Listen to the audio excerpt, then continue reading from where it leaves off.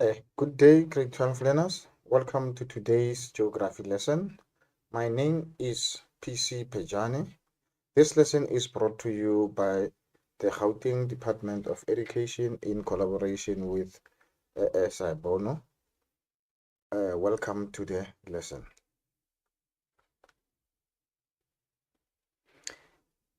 Today we are going to be doing an overview of what you are expected to write tomorrow.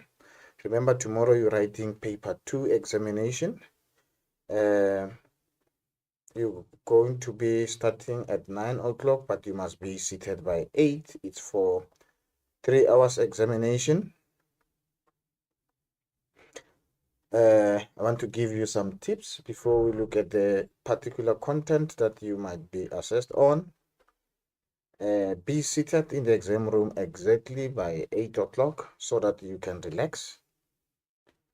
Remember to enter the room with all your necessary Mapwork equipment, a blue pen, sharp pencil, 30 centimeter ruler, preferably a transparent one that you can see through on the map, a calculator, non-programmable, you need a protractor. Go to bed early and make sure you get enough good night rest. Don't stay late at night trying to cross night when you are writing the following day. You're going to sleep in your exam room. Make sure that you have enough breakfast so that you can feed your brains. Now let's look at the structure of the paper. The paper is paper 2. It is out of 150 marks and you expected to complete the test, the examination in 3 hours. That is if you don't have concession, but if you have concession, you will have an extended time. Question 1, what you can expect there, you'll be writing on a content, rural, urban settlement. You are going to have short objective questions, 2 short objective questions. It can be 8-mark question and 7-mark or 7-mark and 8 question in any order. And then you will also have 3 source-based questions, which is 15 marks questions. And then one of the questions will have a paragraph question. Then you are going to have question 2. Question 2 is the economic geography of South Africa, where you are going to have the same structure as the one in question 1. 2 short objective questions. One can be 8 marks and one can be 7. One will definitely be 8 marks and one will definitely be 7 marks. So it could be 2.1 or 2.2. So those marks will come in that manner. Then you also have 3 on economic geography. And again, you're going to have 1 paragraph question of 8 marks. And then last question will be your Mapwork question, which is out of 30 marks. You are going to have the first part being map skills and calculations for 10 marks. Then you're going to do map interpretation for 12 marks. Then lastly, you'll do general geographical information systems for 8 marks. So it makes 30 marks. Now, what must you know tomorrow when you are in the examination? You expected when you get to examination, you must know something about beef farming. So what do you need to know about beef farming? You need to know where is beef farmed, what is the importance of beef farming, what are the factors that favors beef farming in South Africa, what are the factors that hinders beef farming in South Africa. So that's what you need to know about beef farming. Then you'll be doing coal, the importance of coal. So when you're looking at all this, beef farming and coal farming, these are both primary activities. So one of the things that you should know about the importance is that they ensure that there is skill development. So if you get a question that says the importance of anything, you must know that skill development, because there is no one who can do anything without being skilled first. So it's skill development and training. So that is the importance. So you need to know all those. So coal mining, the impacts of coal mining on the environment. You also need to know how does the importance of coal mining, the impacts. Oh, I said that already. And then secondary sector, the core industrial areas. You have two core industrial areas for 2024, which is Gauteng PWV, Southwestern Cape. What do you need to know about Gauteng PWV? You need to know factors that favors industrial development in PWV. Why do we have many industries in PWV? You need to know what is the impact of uh, industrial development in for the communities or in Gauteng.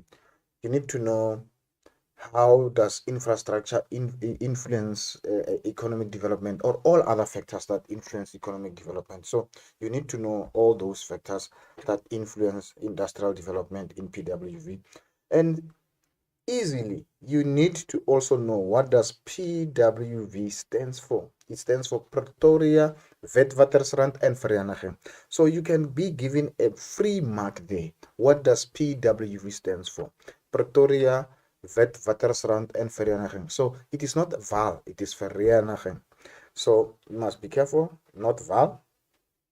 Southwestern Cape, what are the factors that favors industrial development in Southwestern Cape? What are the factors hindering industrial development? The main industries in Southwestern Cape. So for all these industrial areas, you must know the main industries. You must know the importance of industries, whether it's Southwestern Cape or whether it is PWV. And then try to differentiate or distinguish between industries and main industries. The examination question could be name the main industry. So if you just give any industry that is found in a particular area, you might not be credited for that. Actually, you will not be credited for that. Read your question carefully. Does it want main industry, or does the question want any industry found in any of these? Then your special development initiatives, you're going to be looking at West Coast, which is also found in Western Cape. So when you're looking at your industrial areas, core industrial areas, so you have Southwestern Cape, you have PWV, then you look at your SDI, you have West Coast, and you have Saldanha Bay. Now you need to look at these three. It's easy for you to prepare if you want to pass for this. If an examiner is going to assess you on all of them or on either of them, so if the examination question come asking you about the factors that favors the location, there are factors that favors industrial area, factors that favor the development of industries in a particular place, and there are factors that influences the location. When you're looking at this one in particular, Southwestern Cape, you can talk about the deep port of Saldanha as the factor influencing the location. But now, when you're talking about the factors like labor, those cannot be the factors that influence the location. So when you're talking about the location and we're talking about factors favoring industrial development, you must be careful. They look very close to each other, but not all factors that favors location will uh, will be the factors that favors industrial development. Be careful on that one. And then you also have to look at the Saldanha Bay, the IDZ, and then you must be able to define what is an SDI, be able to define what is an IDZ. You must be able to define or give impacts of SDIs to the communities, and give the impacts or the importance of SDI and IDZ to the communities. And remember, when you're talking about the importance of SDIs and SDIs and IDZ in the communities, you can say they boost the economy. But when the question is about the country, you can talk about the GDP. So you must restrict the use of the word GDP for showing the country.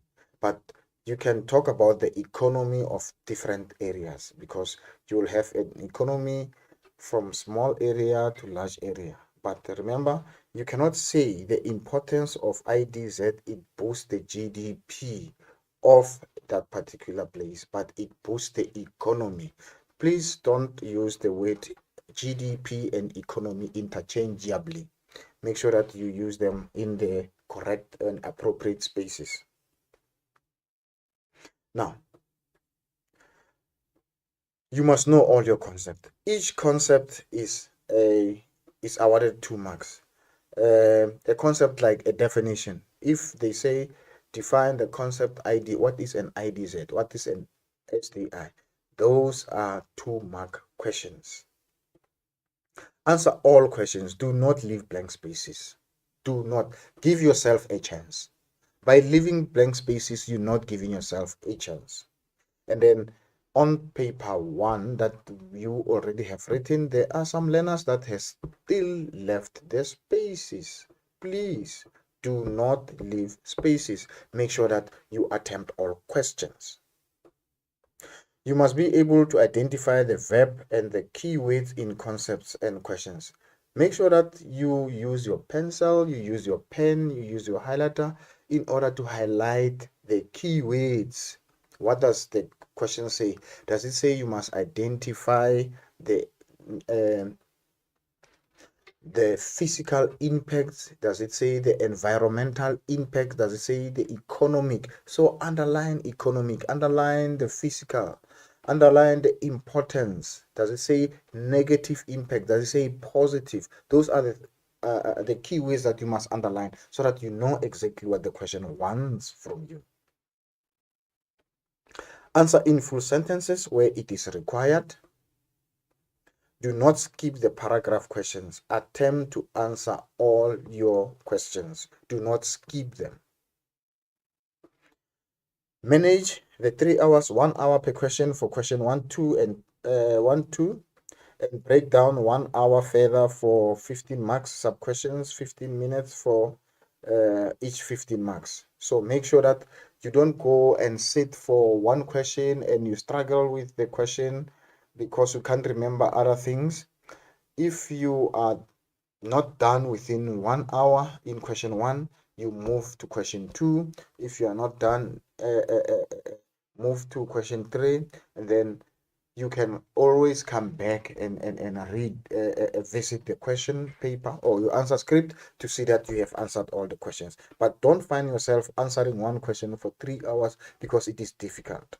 When you are given a 1 hour, when you are given 10 minutes reading time, that is the time when you go through your question paper and then you look at the answers that you think or the questions that you think you can answer easier and quicker. Then when they say start writing, the chief invigilator says start writing from 9 o'clock, then you have already made a decision which question you're going to start with. Then you can start with your question 3 if you found it easy. You can start with question 2 if you found it easy, or you can start with question 1. You can answer those questions in any order. You can answer 3, 2, 1, or 1, 2, 3, or 2, 3, 1, in any order. But don't mix the subsections of the questions. Don't mix the subsections. Don't mix 1.1, you skip 1.1, then you go to 1.5, then you go to 1.3 again, then you go. Don't mix the sub questions, but you can mix the questions around. You can answer question 1 first, or question 2 first, or question 3 first, according to the one that you understand better. Question 3 is a map work. Give it 45 minutes and use the remaining 15 minutes to go back and check answer sheet. After the first questions, 1 hour, second question, 1 hour, then map work, give it 45 minutes. Then the remaining 15 minutes, that's when you are going to be closing the gaps on the questions that you were skipping. Let's look at the weighting of cognitive levels. You have 3 types of cognitive levels that you'll be responding on tomorrow. You have your low order questions, got your middle order questions. Your low order questions are 25 marks. Then you have your middle order questions, which are 50 percent, not 50 marks, which is 50%, and you have your higher order questions, like your paragraph questions and your explain how, explain why. Those are your high order questions. They only take 25%, meaning that if you can get all 25% of low order questions, the questions that you just need to remember, the definitions, the identifying of features from the maps and from diagrams, you already have 25%. Then from the 50% on the middle order questions, even if you can get 25% there from this 50%, you can still be getting now 25% from this side. You already are good with your 50%. Then here, if it was really a difficult high order questions, even if you can get now 10% here from this 25%, you will still be getting 60%. So 60% at this stage, if it's you found it was difficult, but if it was difficult but you could score 60%, you would have done better. Now, these are the questions that are low order questions. So these are the questions that you must make sure that you answer them.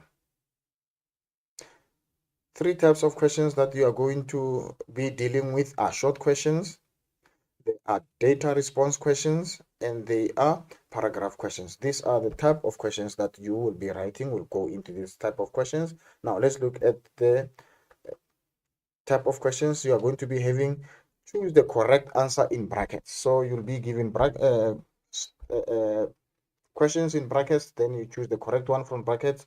You can be referring from a diagram. We'll look at the examples of those kind of questions. Then you can have a match column. You can have a match column. So we have a number of these questions, but remember your short objective questions. You're going to write only two types of short objective questions. So it can't be all six of them. It can be only two of them. So it can't be all three of them, but it can be in any of these six types of short objective questions. So you can be ready for any of them. But from our structure of the paper, you have two short objective questions, which is 1.1 and 1.2, or 2.1 and 2.2. So those are the short objective questions. So it could be any of these types. Then you must score good marks here. Dear learners, you must score, make sure that you score good marks. Let's look at the example of a multiple choice question. Here is a multiple choice question. The relative location of one place in relation to another place is referred to as. Now you have options here. It says the relative position or the relative location of one place in relation to another place is referred to as. Then you have to decide, is it side, is it relative distance, is it situation, or is it exact position. Now let's see what is the correct answer there. You have to choose the correct one. The correct one is situation. That is the relative location of one place in relation. So it's a position of a settlement in relation to its broader environment, or is the relative location of one place in relation to another place. So this is a concept. A concept means you are going to have the same meaning, but you can say it in different ways. You can say it in different ways. So you cannot always have it in one way. You are going to have it in different ways because it is a concept. It has many meanings, but it means this. It has many words, but it means the same thing. So for you to be able to get the correct one, you must eliminate the incorrect ones. So how would you eliminate the incorrect ones? You must be knowing the incorrect ones so that you are able to know which one is correct. But so it means you have to prepare thoroughly.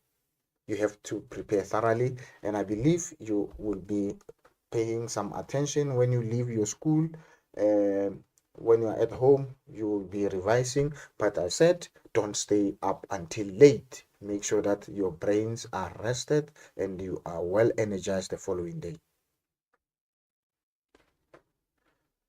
Here's another multiple choice question. The type of settlement illustrated below is A. There are the options there. It's a linear settlement, dry point settlement, dispersed settlement, wet point settlement. Now, when you're looking at this question, you have to be very careful, because if you are not careful, you can give anything that is incorrect there. You can give a linear because you can see they are along the river. You can give, you cannot give dry point because you see there's a river there. And then dispersed, you cannot give dispersed. And then you cannot give wet point. So what is it?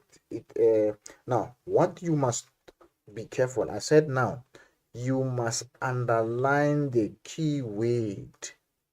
If the question was saying the shape, the correct answer would have been the linear. But the question does not want the shape. The question wants the type. So what will be the type of settlement here? It wants the type, not the shape. The type of settlement here will be a wet point settlement, because it is a settlement that is located closer to the source of water. And then it cannot be a dry point because there's a river. It cannot be a linear because it is not the shape, but it is the type. So you must be careful when you answer this kind of questions. Don't rush. Please make sure that you underline the key words and remind yourself, what are the types of settlements? What are the shapes? Oh, the shape, we have a linear, you have a star shape, we have a round. So those are the shapes. But when it comes to types, now you have your wet point, you have your dry point settlements. So that is why you must underline. Why do you underline? So that you can ask yourself questions, so that you can answer the questions correctly. Let's look at multiple choice question. It continues. Now you have your models of land use. The land use model below can be identified as a multiple nuclei model because it has, number one, concentric zones. We don't do concentric model anymore, so this one will automatically be out. It's got many focal points.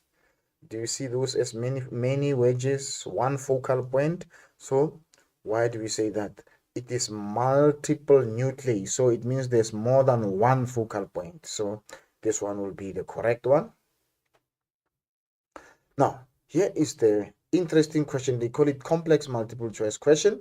The complex multiple choice question will have different factors that work together. You have to mix the factors that are agreeing with each other. Now, the following physical factors determine the site of a settlement. So, it determines the site of a settlement. Now, the first thing that you need to know is, what is the site of settlement? Is an exact piece of land occupied by a settlement. Now, you want to know now, what will be the factors that influence the site? Because you will not know the factors that influence the site if you don't know what is the site. Now, you have to choose. Here are your options. Accessibility to transport, is it site? Distance to market, is it site? Relief, is it site factor? Fertile soil, is it site factor? Then the correct one will be Roman figure 3 and Roman figure 4. Or site, a precise piece of land. It can be built on a flat land, it can be built on a steep land. So that is the site. Again, a fertile soil. Oh, the settlement is here because people can do cultivation because of fertile soil. So those are the questions that you need to be able to answer. So if you know factors that influence the site of the location, and you know factors that influence this the location, then it's or situation, it's easy for you to be able to pick the correct ones from the ones that are given as options. Now let's look at this one. We said other type of questions, you are going to be having weights that you are choosing from. A settlement that is smallest in a hierarchy. These are your objective questions. Let's try to look at the settlement that is the smallest in a hierarchy is an isolated farmstead. I hope you all know that. A settlement that is a continuous urban area made up of towns and cities. It's a conurbation. A settlement that consists of a loose grouping of few farmsteads. They make a hamlet. And then a settlement that consists of a city With satellite towns is a metropolis. A settlement that offers a large variety of services and specialized functions is a city. A small urban settlement that provides urban functions to the surrounding rural area is a town. A settlement consisting of many conurbations is a megalopolis. So, when you are looking at this one again, it will also show you types of urban settlements. Remember, you have the town that we call central place town. What is a central place town? Is a town that provides goods and services to the surrounding rural areas. So it's one of the important concepts that you need to do. You need to study. You need to be able to respond to that question. For example, you need to know much about your central place theory. You need to know what is a range, what is a sphere of influence, what is a low order center, what is a high order center. What's the difference between high order center? Your school, compare your school to university. Your school will be a low order center because it attracts people from close-up areas or from small area, but universities become higher order center. So that's that. And then how does the order of the center influence the range? Now, what is range? Is the maximum distance that a customer is prepared to travel for goods and services. So it means now the high order center will have longer range, but low order center will have a shorter range. And then again, we're speaking of high order centers and high order. We also have high order goods and low order goods. What are the low order goods? Low order goods are the goods that are purchased daily or regularly or frequently. And high order goods are the goods that are not purchased frequently. So that's the difference between your high order. You also need to know what is, I said, sphere of influence, range. You need to know again the relationship between the sphere of influence and the size of the services. Like what you should know is that high order centers are going to have a larger sphere of influence compared to low order centers. So those are the relationship that you need to know in terms of your settlements. Number of settlements and the sizes of settlements. You must know smaller settlements are fewer and smaller settlements are many and larger settlements are fewer. So those are the relationships that you need to know, especially when it comes to your application questions. Now let's look at the more of your short objective questions. You have to use, sometimes these questions are set on diagrams. Now here is the first diagram. It says farming that produces a low yield per hectare. So is it A or is it B?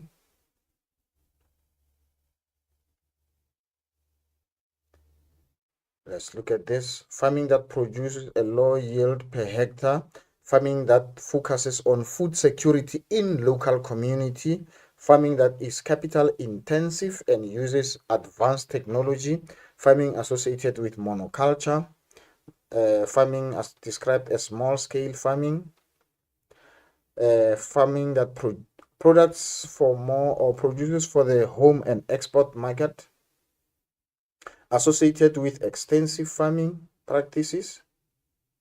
Now, farming that produces a low yield, you can see here the farm is very small, so it's going to be A. Farming that focuses on food security in local communities, it will be still A, but this one focuses on food security on both national and both local. So this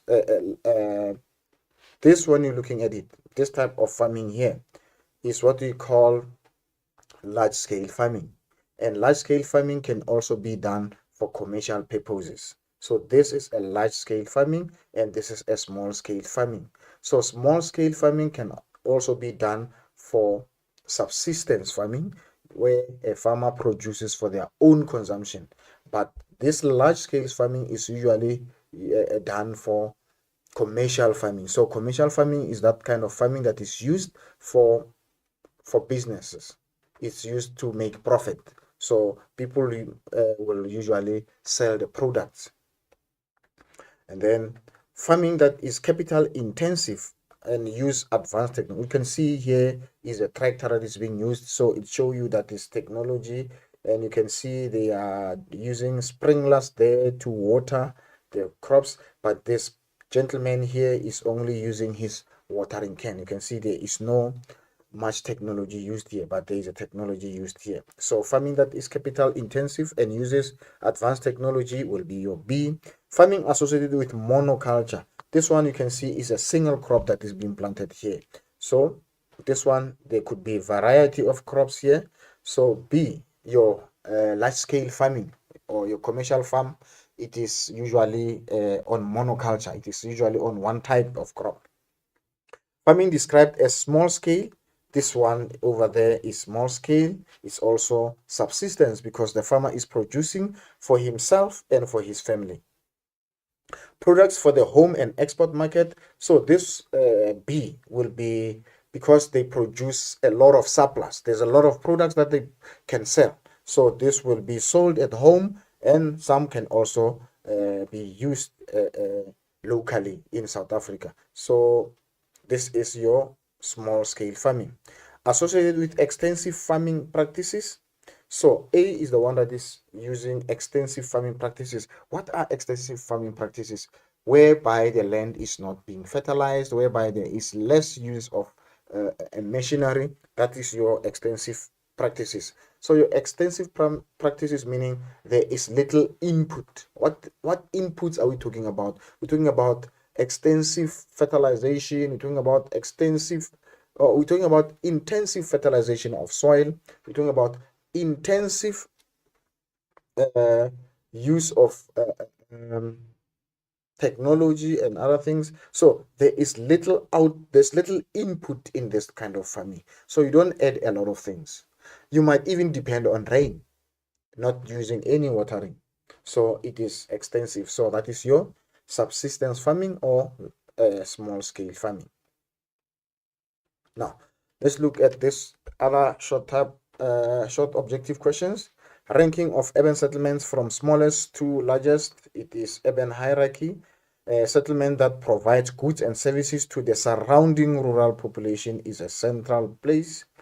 Areas from where urban settlements draw their customers, it's a sphere of influence. Minimum number of customers needed to make a business profitable. That is your threshold population. The maximum distance that people travel to buy goods and services is a range. And remember, your range depends on the order of goods. If there is high order goods, you are going to travel longer distance. If it's a low order goods, you are going to travel shorter distance. And then few services and functions are available in low order centers. And then goods and services that are not purchased regularly are called high order, and that are purchased regularly are called low order. And also you get them from a close distance. Now let's look at this question. Refer to economic sector, match the statements below with the primary, secondary or tertiary economic sectors. Mining is an example of a primary. Why is mining an example of primary? Because mining is dealing with extraction of raw material. This sector is concerned with the provision of services. It's tertiary. The extraction of raw material from the earth is still primary. Concerned with the processing of raw material, this will be secondary. The provision of electricity is an example of tertiary sector. So the provision of electricity is tertiary because now you're receiving electricity in your home, but the generation of electricity will not be primary because they are burning things, they are producing. So generating will become secondary because they are making something, but when you receive it, it becomes now secondary because it is a service to you. Just like construction, when they build a house for you, it is secondary because it is manufacturing of a product. When they may build a road, it's secondary because they're manufacturing a product. Manufacturing of textile, footwear, and clothing, that is secondary, contributes the least to the GDP of South Africa. That will be your primary. Why does primary sector produce the least? Because it sells cheaper goods. It sells cheaper goods. What goods is it selling? Actually, it doesn't sell goods. It sells the raw material that are sold in primary sector are coming very cheap because they are unprocessed. They are still raw. But now, after manufacturing, the products are final products, so they are expensive. So the reason why primary sector will produce less or will contribute less to the GDP is because primary sector only sell raw material, and raw material are cheaper. Now, let's look at the data response questions, the questions that you can expect tomorrow. You are going to ask yourself, how can it be managed? You're going to ask yourself, what is it? So how can it be managed? You'll be requested to suggest the strategies. Suggest the strategies to reduce rural-urban migration. Suggest the strategies to reduce air pollution. Suggest strategies to reduce traffic congestion. So how can it be managed? What is it? Identify the problem in the sketch. So you say the problem is traffic congestion. Where is it? It is on the road. Why is it there? Because people are going to work. What does it look like? It looks like many cars on the road. What happened? Oh, people are going to work again. What is the impact? It causes a delay, it causes air pollution. So it has got environmental impact, it's got social impact, and it also has economic impact. What is the impact? So you're looking at traffic congestion, it will have all those impacts. And you should be able to state economic impact for traffic. What are the economic impacts of traffic congestion? That is a question to you. What is the impact of what is the economic impact? What is the social impact? And what is the environmental impact? Those are the questions that you need to study with them in mind. Now, let's look at the data response questions. Now you have your graph there. Refer to figure 3.3, a graph on rural depopulation. So you need to be able to define the concept. So when you get a question, you underline the word rural depopulation. Define the concept rural depopulation. So it's very important you define. And then when you define, you must know that you are going to get 2 marks, and you must give a concise description of something if you are to define. Now, define the concept rural depopulation is the decrease in population number in rural areas. And they say determine the number of people living in the rural areas of South Africa in 2004. So what do you do then? You must know what it is. So how do you do that? On the side here, on the vertical axis, you have your population, and what do? You go to the graph and you check 2004, and you say in 2004 what was the population in 2004. So you go like that, then you will know what was the population in 2004 according to where the graph is cutting there. Then you go there, then you will determine it from there. That is how you will get to this percentage. So you look at 2004 and you look at the graph, then you'll make your determination. What was the percentage there, or what was the number of people living? Okay.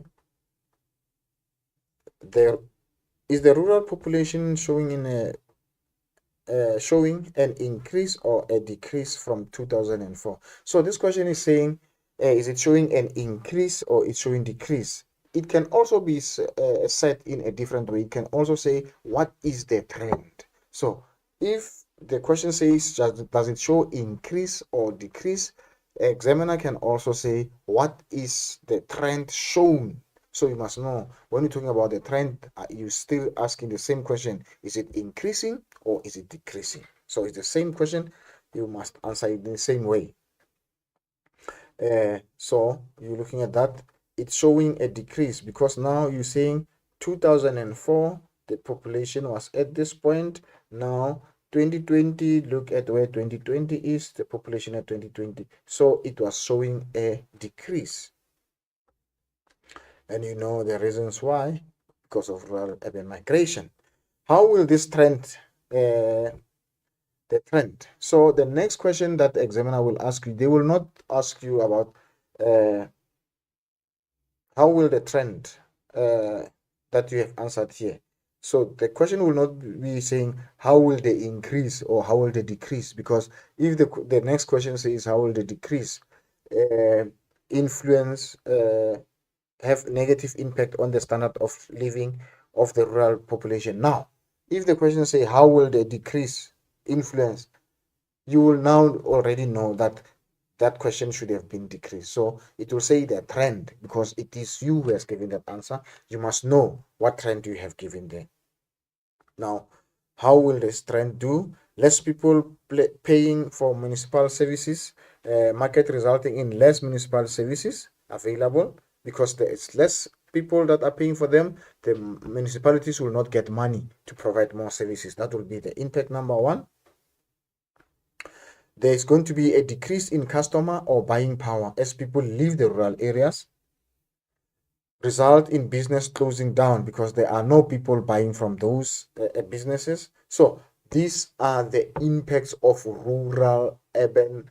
These are impacts of rural depopulation. Let's go back and check this question because you have not answered this question yet. Tomorrow you might get a question on the impacts of rural depopulation. You must know what will happen. There's less people paying for municipality services, so the services will decline. Number two, the decrease in customers buying power is going to decrease in rural areas, which means less customers. Once there are less people buying, it means now the businesses are going to close down. So what happens when the businesses close down? Closing down of services. What happens again? They can also, people lose their jobs that were working in those places. Brain drain, because who is leaving? People with skills. People with skills are going to move to go and look for jobs opportunities somewhere else. But now if they leave, it means now the rural area is becoming without skilled people, and therefore the cycle of poverty, the cycle of poor development will continue.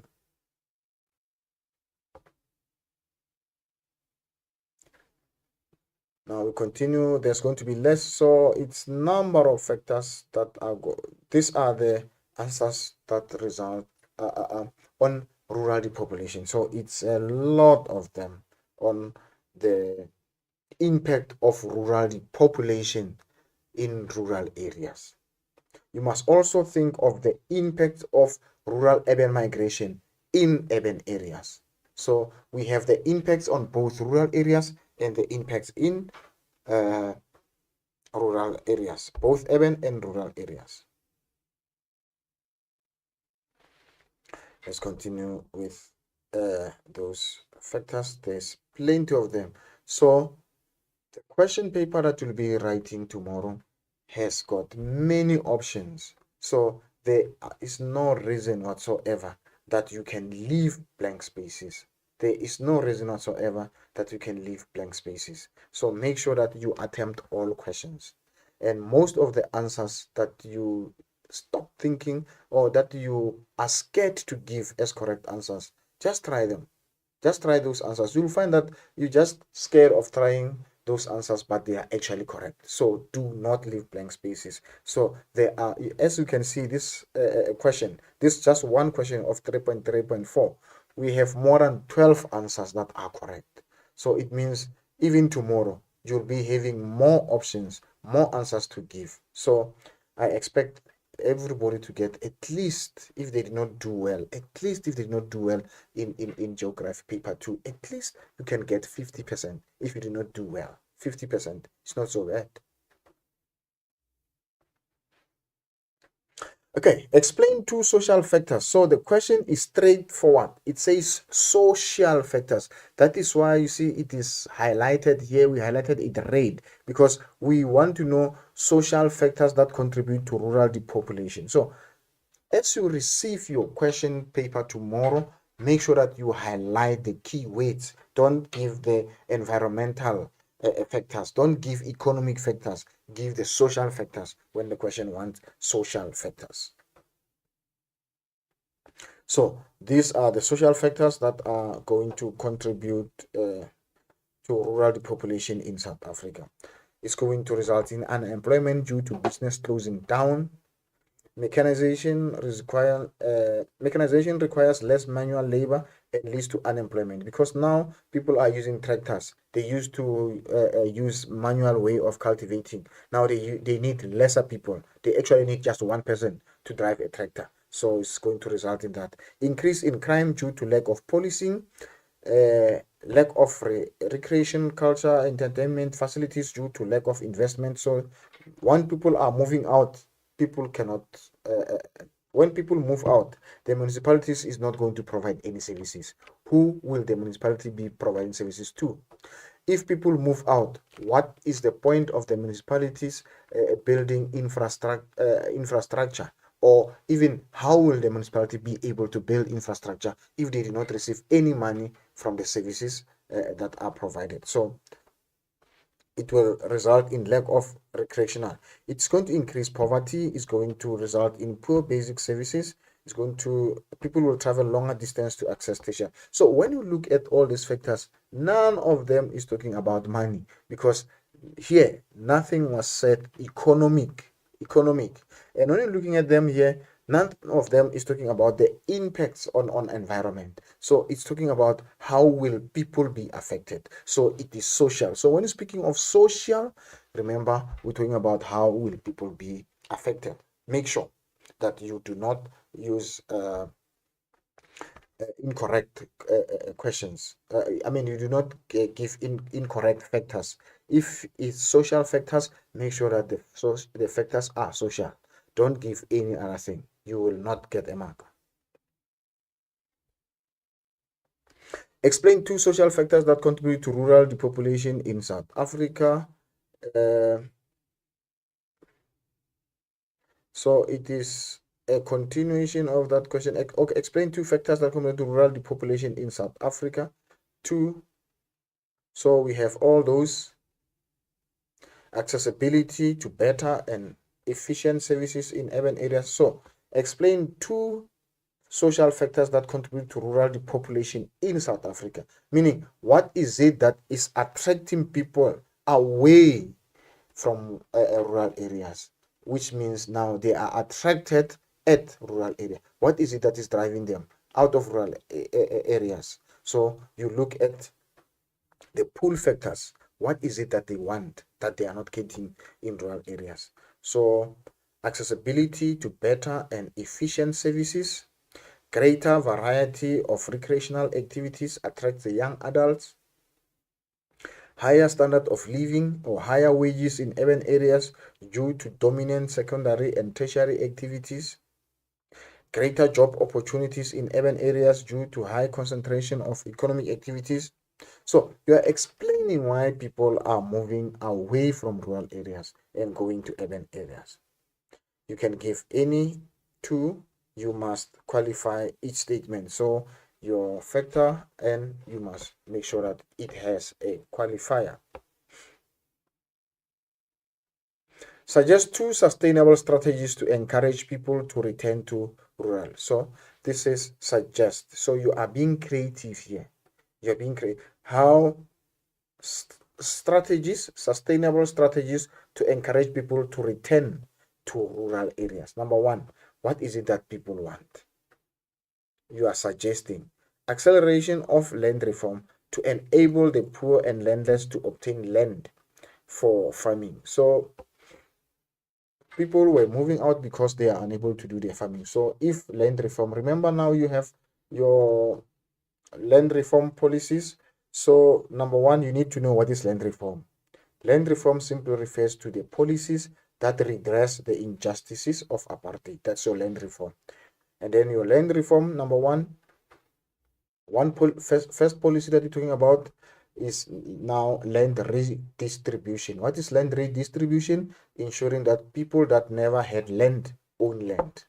And land restitution, make sure that people that land whose land was taken are given compensation, or they are given their land back. If the land is still available, they get their land back. That is restitution, to reinstate the land into the original owner. And then lastly is land tenure. What is land tenure? You protect the rights of people to use the land, meaning that a person cannot be driven out of an area because, or out of a settlement because they cannot pay anymore. If the people cannot be given an alternative accommodation, they must be left in that particular place. So that is your land tenure, protection of rights of people to an area or to a settlement. So protection of people's rights. Land restitution, you reinstate, meaning that you give them their land back, or you give them compensation for their land. Land redistribution, you're giving land to people that never had land. So these are your land reform. Create job opportunities through the decentralization of industry. So you see, this question is qualifying itself. It doesn't say create job opportunities. How do you create job opportunities? Now it shows you by decentralization of industries from urban areas to rural areas, meaning that industries will now be found in rural areas. Improve work conditions and salaries in rural areas. It is straightforward. Change ownership of land from communal to private land ownership, because rural areas, most of the land there is not owned by an individual, it is owned by the community. So we call that communal land ownership. So some people are unable to use their skills to do their farming because they cannot make individual decisions. The decisions are community. So you must make sure that give them that. Suggest 2 sustainable strategies to encourage people to return. So it continues. You can see it is only 4 marks, but the options are endless. The options are endless, and these are just the options that were written here because we're saving space and we're saving time. We can talk about strategies to encourage people to return to rural areas. We can talk the whole day, the whole week about that. So there is no reason why you will fail this, because the options are always there in your head. You just have to take them, and tomorrow when you get there, I want you to leave everything on that paper. When you leave that examination, you must be sure that you did your best, because some of you and many of you did not do well in paper 1. So you are given an opportunity to improve in paper 2. Please make sure that you give it your best. We continue with strategies. So it is endless, like I told you. We have about 20 options already here. Now let's look at more types of data response questions. At this point, before we go to these data response questions, I want to take just 2 minutes. We'll be back.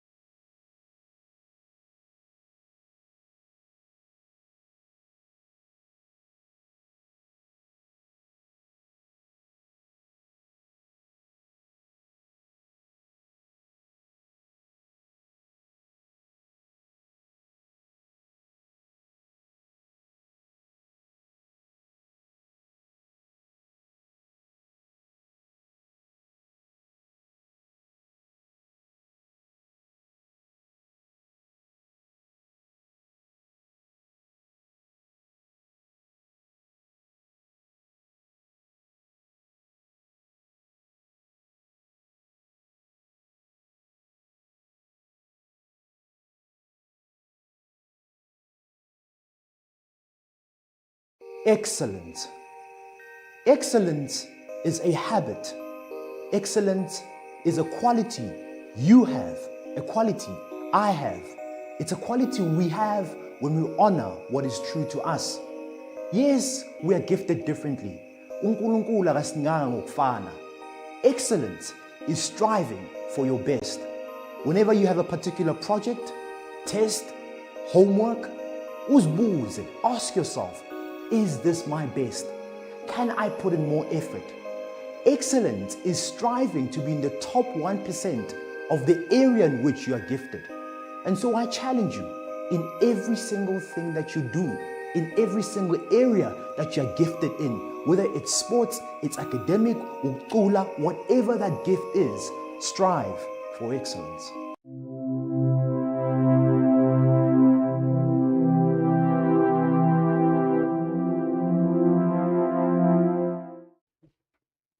Thank you. Welcome. Let's quickly go through the relationship between urban land use zones and building density. So what you should know here is what is a land use. Land use zone is simply referring to how the land is used in urban area, or the specific purpose for which the land is used. Specific purpose for which land is used. So when you're speaking of specific purpose for which the land is used, you also have what we call compatibility of land use zones. What do we mean by compatibility of land use zone? Can land use A be found closer to land use B without affecting each other? So that is compatibility. Can the two land use zones be found closer to each other? Now, let's quickly go through this. Figure 4.3 is an urban profile. So you need to be able to define urban profile. Urban profile is a side view of a town or a city. Side view of a city is an urban profile. It's showing the relationship between land use zones and building density. So when you're saying land use zones and building density, what you can know is that there is higher density here and there is lower density there. So there are land use zones that have got higher density than other land use zones. And then let's look at what is urban profile. We have already defined that. State two characteristics of land use zone A. Number one, what is this land use zone? It is just a land use after the CBD. This is a CBD. So what is this one? After the CBD, the land use zone there will be the light industry. And then why is this land use zone ideal for location of light industries? So light industrial area, why is it closer to the CBD? Remember, those are your bakeries. Those are your, what you call, market-oriented industries. So they must be closer to the CBD, closer to the market, closer to the customers. They don't need a lot of land anyway. Suggest one reason for land use zone having high land value.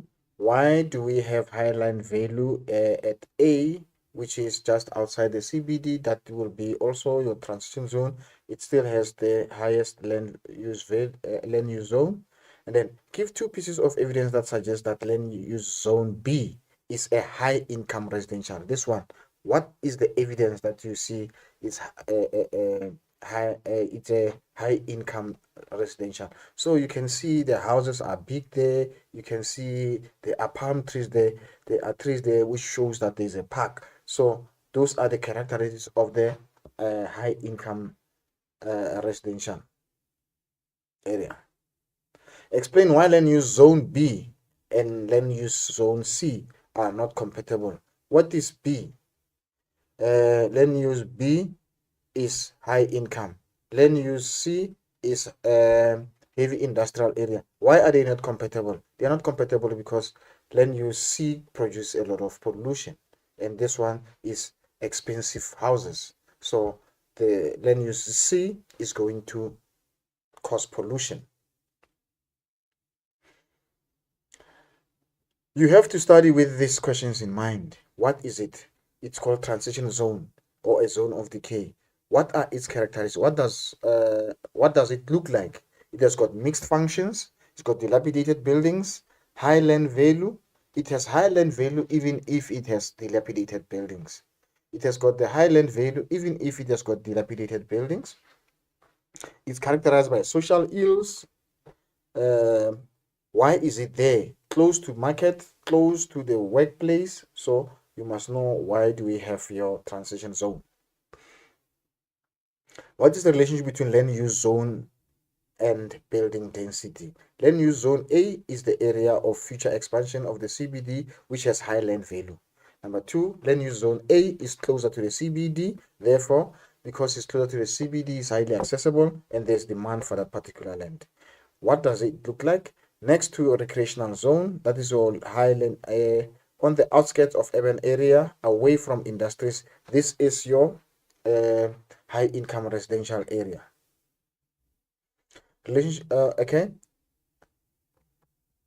Land use C. Why is it there?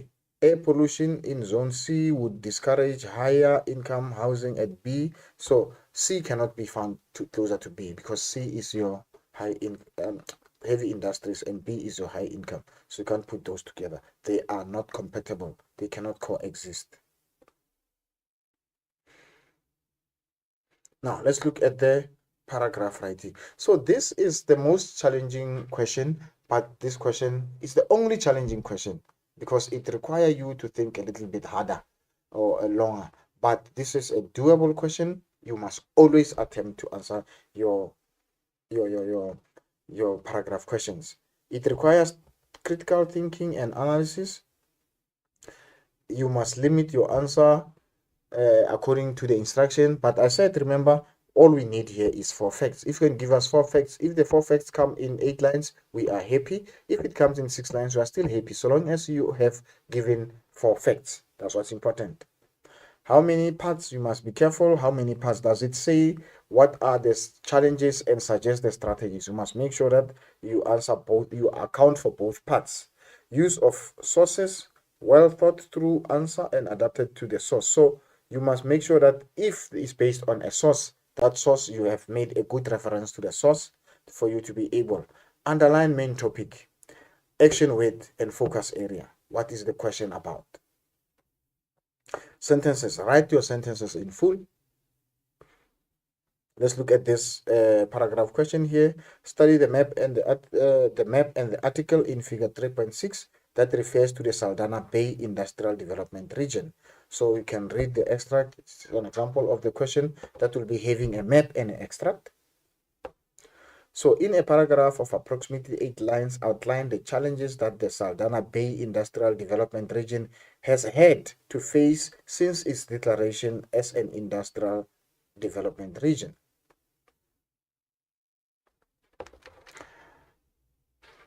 So what do you need to do here? You need to study the map and article. So you have to use the source. You can't just answer that question. You have to write in a paragraph, which means it's full sentences. You have to write 8 lines, like it's saying the length is stated clearly there. And then what must you do? You must outline. What must you do? You must think and justify. What must you do? What do you think and justify? You think and justify the challenges, the impacts of that particular impact of Saldanha Bay Industrial Development. So in a paragraph of approximately 8 lines, outline the challenges. So outlining the challenges that the Saldanha Bay has experienced.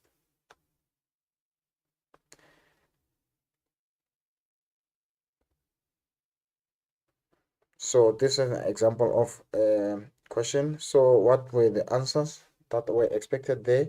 The challenges were there were low levels of skilled labor. Skilled labor tend to move to Cape Town. Harbour needs more advanced container loading facilities. Land is mostly privately owned, hence very expensive for future expansion. So these are the factors that would be hindering or that this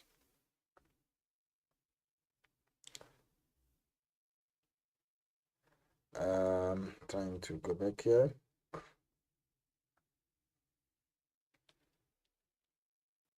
So here is the question that says, in a paragraph of approximate lines, outline the challenge that the Saldanha Bay Industrial Development Region has had to face. What challenges did it face after it was declared as an industrial development? So what challenges are you looking at here? So it had low levels of skilled labor. So that was the challenge number one. It had skilled labor that were moving to Cape Town. Harbour needs more advanced container loading facility. Those were the challenges, because now it is an area of industries.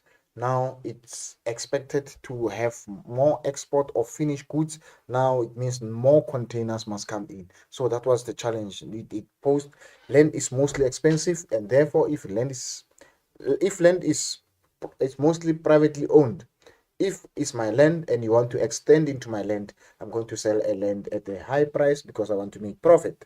There is limited bulk electricity supply in Western Cape for obvious reasons. It is far from the Mpumalanga coal fields, so electricity is very expensive when you go to Cape Town. Water in the bay is polluted with heavy industry, so the industries are polluting the bay themselves.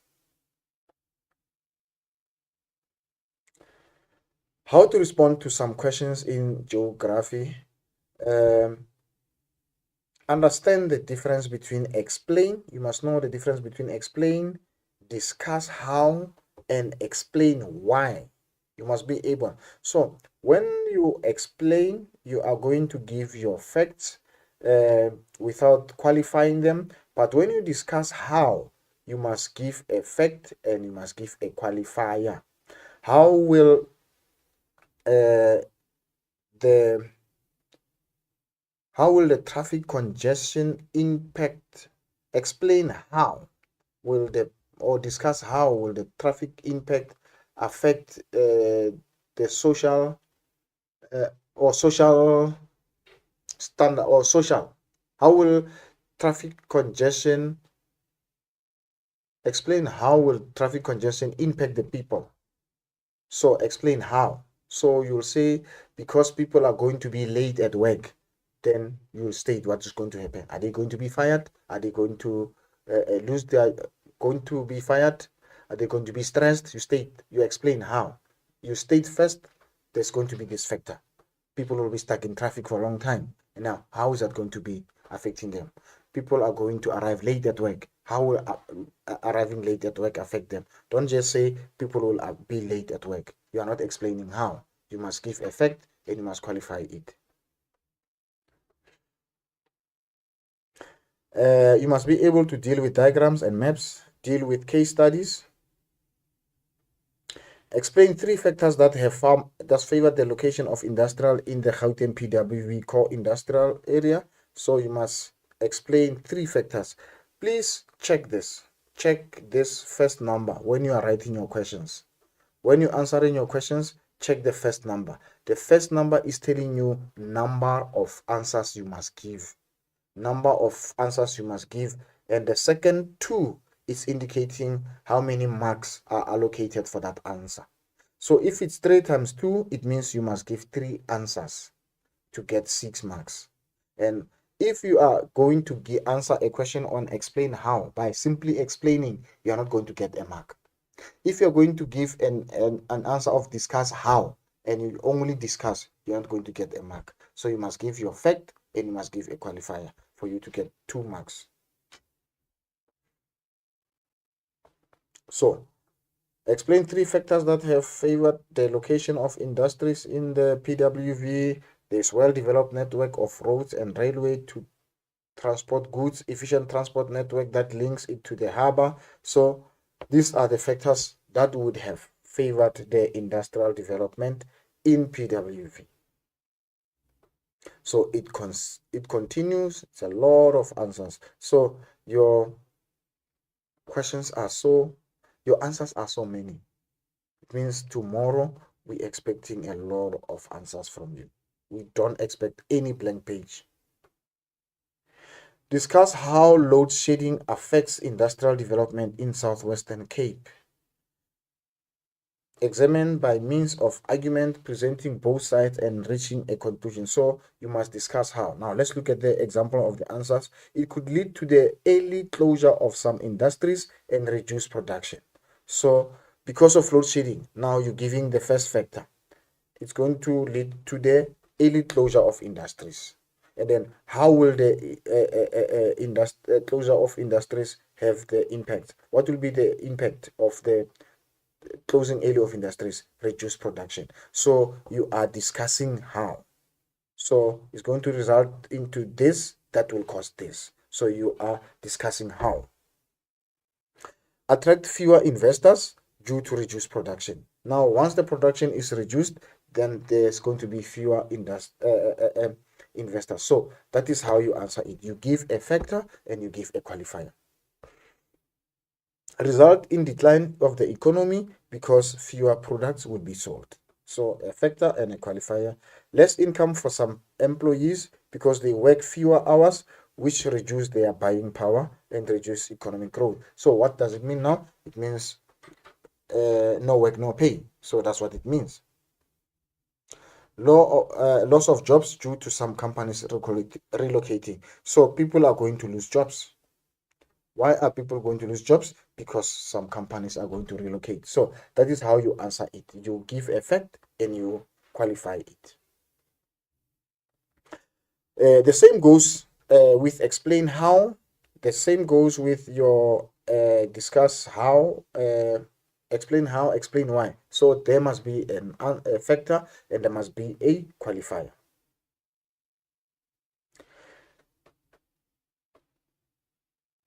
Now, how to deal with diagrams? Let's check.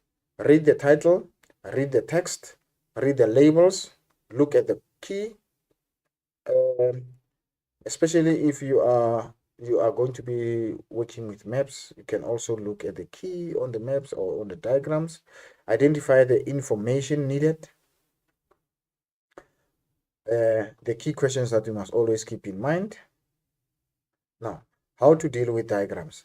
Refer to the cross-section on urban land use zones. What do we have there? You have different land use zones. You have CBD, transition zone, residential zone, and rural urban fringe. So you must read the title. So when you read the title, it says urban land use zones. So it's already telling you what questions are going to be there, because you know the questions are on land use zones. You must read the title there. Read the labels. You are using the key. This is your key there. The key is showing you. This is your key. It's showing you what does what feature represent, or how is that particular feature represented on the map. Read the labels. They can see where is your green belts. Identify information needed at C. What is C? What is B? What is A? So you must be able to identify those. Refer to the key for clues. The key will give you clues. Then you can identify all this from the clues. So you will definitely know that your A is a CBD because it is represented in light color that you can see there. How to deal with diagrams? So when you're dealing with diagrams, what you need to do, you need to draw your own mind map. So when you're looking at your mind map, let's say for example, you're going to be dealing with questions on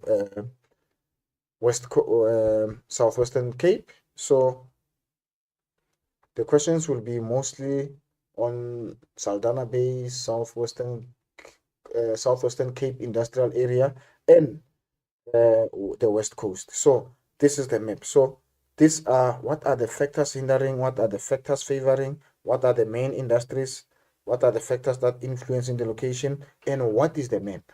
What is the map of a particular place? So that's what you are going to be looking at.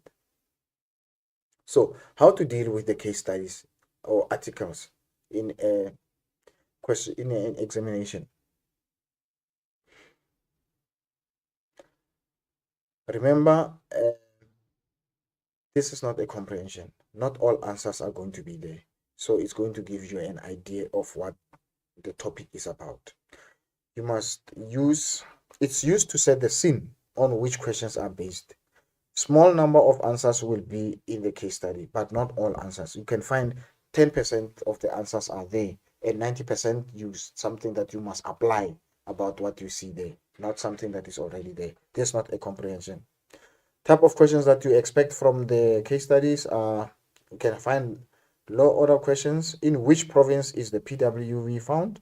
or located higher order. It could be explain how the development of industries in PWV contribute to the economic growth of this region. So this is not a question that you will find the answer that you can find in the extract. It's something that you have to apply based on what is on the extract.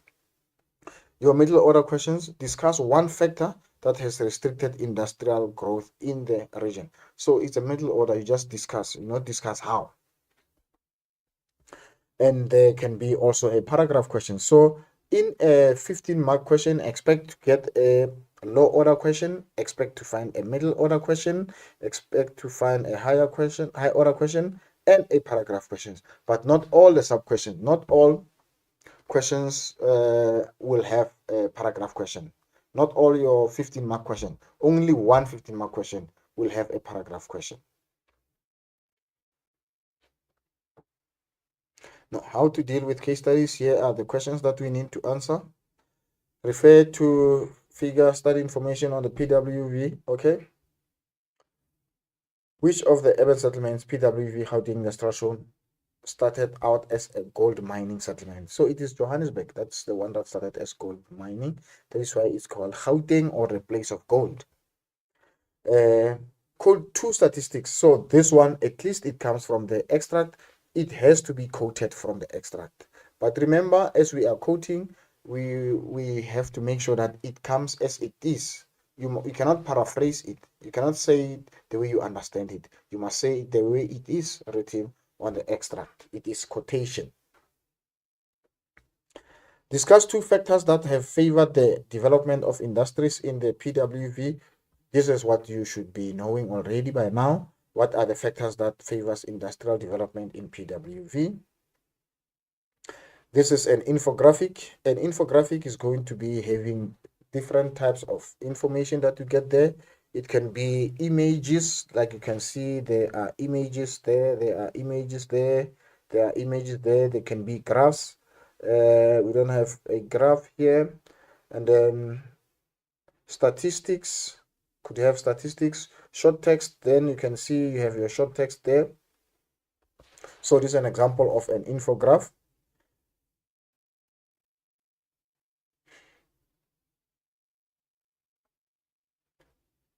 You must get an idea what the infograph is about. Once you get an idea of what this infographic is about, you'll be able to answer the questions on that infographic. What are the different type of infographic that you can be given? Read the written information first, then look at the other information.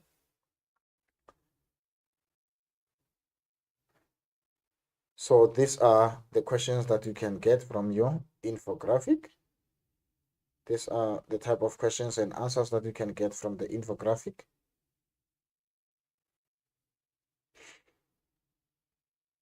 How can local municipalities reduce the challenges associated with the growth of informal settlement? So informal settlement is one of the common examination questions. Your informal settlement, your informal sector. Those are the common examination questions that you must know more when you get into examination. Make sure that you understand what they are and what's the difference between sector and settlement. Settlement, place where people live. Sector, unregistered businesses. It's important for you to be able to differentiate between settlement, informal settlement, and informal sector. They are not the same thing.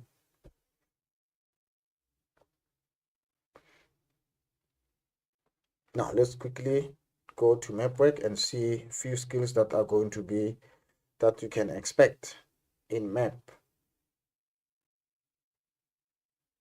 So this is what you need to bring. This is the weapons that you need to bring to that war that you'll be fighting tomorrow. You need your protractor, you need your calculator, you need your ruler, preferably transparent ruler. It's more user-friendly. You need your pencil, a sharpened pencil or a sharp pencil, not a blunt pencil. And then as you are going to be using the map, make sure that you are able to read the map. Make sure that you use the reference or the key at the bottom of the map for the questions that can be posed to you. So this is where you can get the clues on questions. So maybe they ask you about an activity taking place on a certain place. and you see this kind of thing, you can know the activities there is crop farming. What is the activity? What is the evidence that erosion is taking place? So, or what is evidence that there is an environmental, what is the environmental impact taking place in block A1? So if you see this kind of things, you know, oh, the environmental impact that's taking place, oh, the soil erosion that is taking place there. So these are your clues. These are your clues. So you must make sure that you look at those before you start attempting your questions.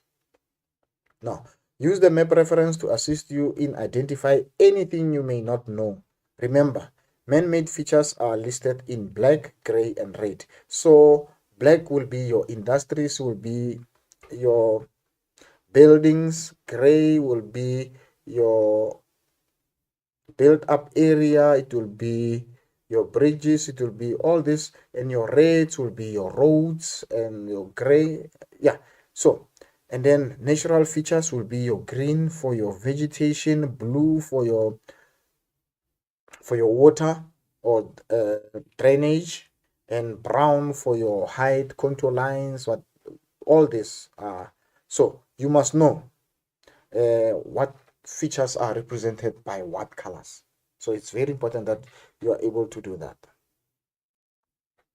Let's quickly go to calculations. Our calculations, we can calculate, you can be given calculation on anything. So it can be distance, it can be vertical exaggeration, it can be area, it can be magnetic bearing, it can be gradient, it can be magnetic declination. So it can be anything. You must be careful. Usually you will not get the same skill that was tested in paper 1. Usually you will not get the same skill in paper 2 as well. But if it happens that the same skill is tested in both papers, nothing stops examiners from setting any skills in any paper. So but it will be repetitive. But all you need to know, you must not say this skill was tested in this paper, therefore I'm not going to study it. Whatever was tested in that paper, you are done with that paper, you're moving on with another paper. So you need to look at all your other skills. Now, your vertical exaggeration, the following is a cross section from the windmill. When you're doing vertical exaggeration, you are going to be doing vertical exaggeration mostly from the cross sections. And remember, vertical exaggeration, why do we do vertical exaggeration? To make features clear. If a feature or a line is flat like this, something might not be clear for you to see it. If you have a landscape, it could be a landscape, a valley, it could be a hill, it could be anything. If it is very small, it is not going to be very clear. So why do we do vertical exaggeration? We do vertical exaggeration to make features clear. So you will usually be requested to calculate vertical exaggeration based on the cross sections that have been drawn, and you must also be able to draw a freehand cross section. So now here, this is a vertical exaggeration of this particular feature. So your vertical exaggeration is calculated in centimeters, what you should know. But your map is in your map is also the map scale. Your horizontal scale is also in centimeters. 1:50,000. So what does it mean? It means 1 centimeter on the map is equals to 50,000 centimeters on the ground. But now, when you calculate vertical exaggeration, you are looking at the horizontal scale. I mean the vertical scale here. So you are going to be dividing your horizontal scale with your vertical scale. And your vertical scale is usually not written. Actually, it is never written. You have to translate your contour interval to your vertical scale. Now, let's see how do you do that. Calculate the vertical exaggeration. So it's important that you must know your formula. So this is the formula. It's equals to vertical scale over horizontal scale. So what you must know is that you are given this. It says 1 centimeter is to 20 meters. So what must you do now? Because your vertical exaggeration is calculated in centimeters, which means you must calculate, you must convert your your meters to centimeters. How would you do that? You must know how many centimeters are found in a meter. How many centimeters are found in a meter? I'm waiting just a minute for you to tell me. Okay. There are 100 centimeters in a meter. Now, how many centimeters are there, or how many centimeters will be there in 20 meters if there are 100 centimeters? There will be 2000 centimeters in 20 meters because there are 100 centimeters in 1 meter and we have 20 meters. So you must convert that. Now, let's look at that. Now you say your vertical scale is 1 is to 2000. So to this 2000, how did you get the 2000? How did you get the 2000? Because the statement was calculate vertical exaggeration. Now you want to know how many centimeters are there in a meter. So you are converting 20 meters to centimeters. Your vertical scale is 20 meters. Your vertical scale, yes. Because how do you now tell your vertical scale? You simply convert your contour interval. Your contour interval is always going to be shown on the map.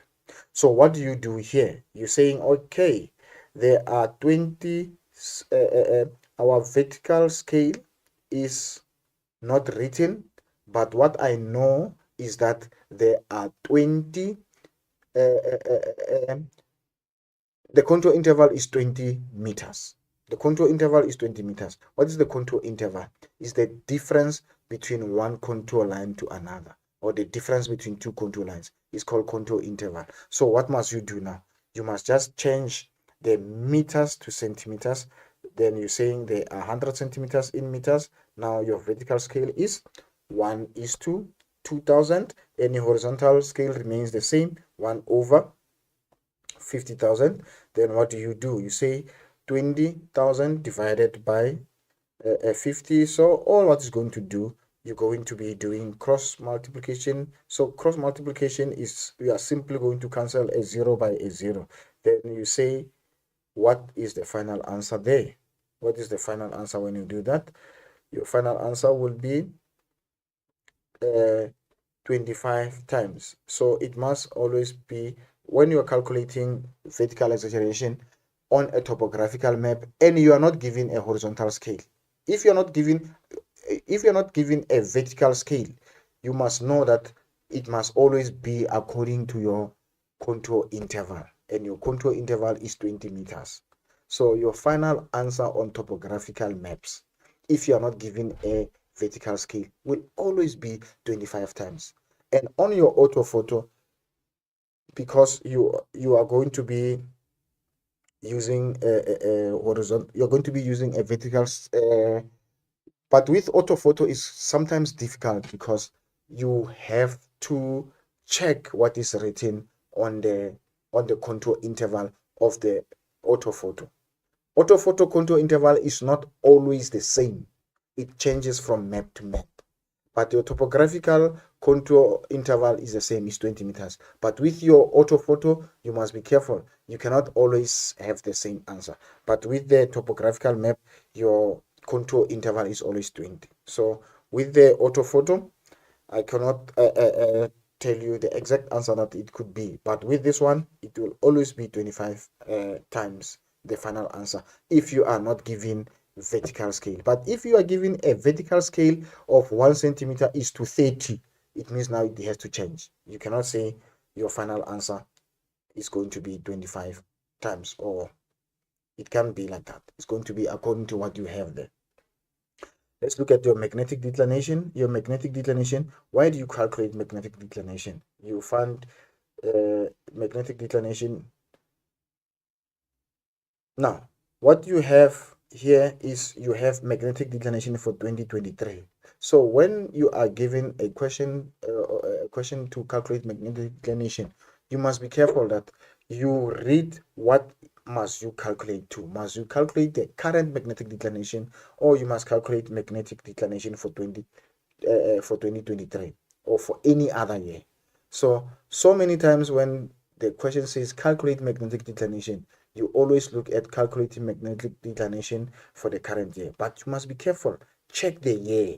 What magnetic declination must you calculate? So in this case, it is for 2023. It is not a current one. So what do you do? The first thing that you do, you must check the date of the map. The date of the map is always given there.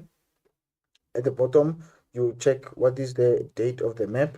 Then number two, what is the magnetic declination? Your magnetic declination, there it is given there.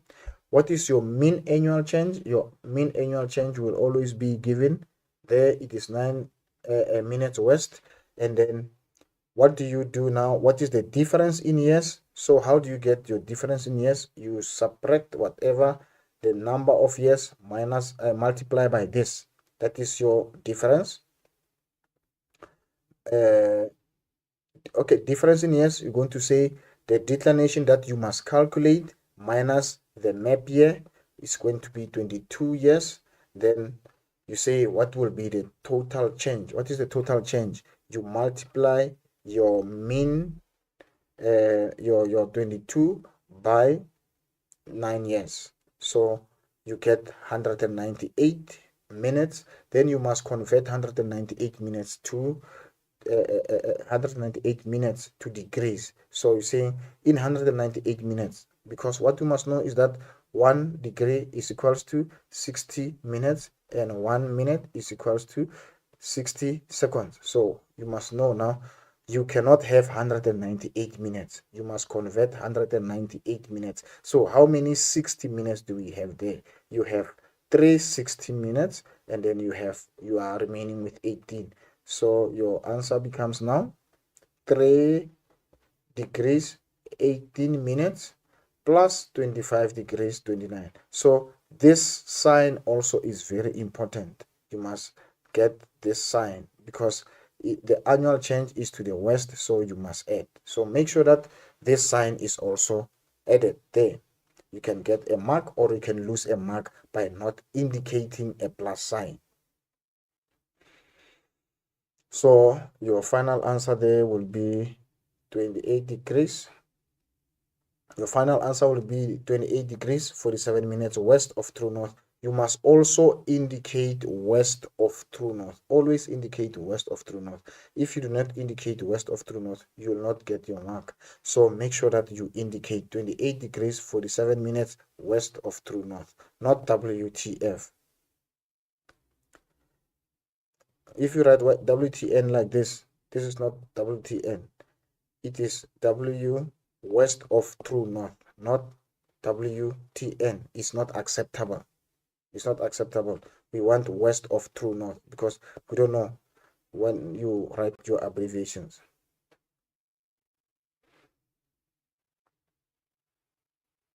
So another simple questions that you can get there is your application question. You can have a map that you have to apply the land use zones, or you can apply any question. So this is an example of how you are going to identify different features on the map. Now this is a land use zone. Is it a man-made? Is it a natural feature? Land use, rural, urban. How do you tell this is rural, urban? You look at what you get there. Industries. How do you identify industries on the map? You identify industries with dark colors, black colors there, and they will usually be closer to the bulk transport network, especially if they are heavy industries. And then over there, what do you have there? You have your zone of decay. How do you tell that is a zone of decay? Because it is just outside the CBD. So those are features that you need to be able to identify when you're looking at your map. And then lastly, you have they can ask you the activity. How do you identify the activities on the map there? They can ask you, how do you find the activities there? This, we said you refer to your key at the bottom of your map. It will tell you what feature is there. What are the factors favoring mining near the suited DAO? So what are the factors that you can see here? You can see here this road. I mean, this is a railway line and this is a road. So these are the factors that you need to consider.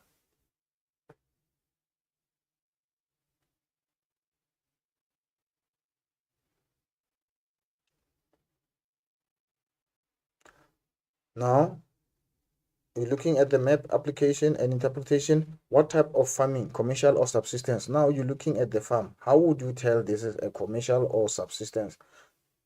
Commercial or subsistence? Subsistence farmers, you are going to see there will be a lot of black dots. There will be a lot of black dots that represent houses together there. You'll see a lot of black dots closer to a farm to show that there are many people that are staying there. But here you can see there are few black dots there to indicate that this is a person, one person's farm. So how do you tell that it is a commercial or subsistence? So if a farm is large, it means it's commercial. So it's a large scale farming. So there's huge capital investment in machinery equipment. How would you tell that there's huge investment? Because you can see the farm is huge, and then it's going to generate more profit. Why do you say? Because there's going to be more yield, highly mechanized. The land is large and the land is flat. How do you see that land is large? Here you can see the picture there, and then how to see that it's flat. You can see also because contour lines are far from each other, so it indicates a very flat land.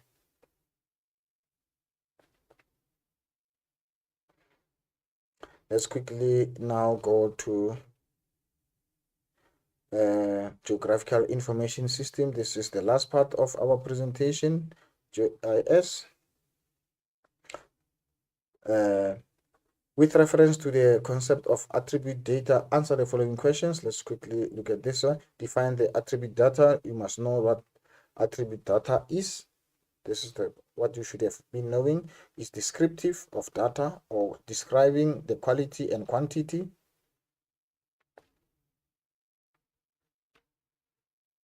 Name one attribute data of the N12 in block A2. So this is your N12. What are the attributes? What are the characteristics of a national road? So it is a national road. It is a freeway. So these are the characteristics of a national road that you need to master. Data integration, you need to know the definition of different concepts, your data integration, data manipulation, or all the concepts of GIS, remote sensing, all the concepts of GIS you need to know.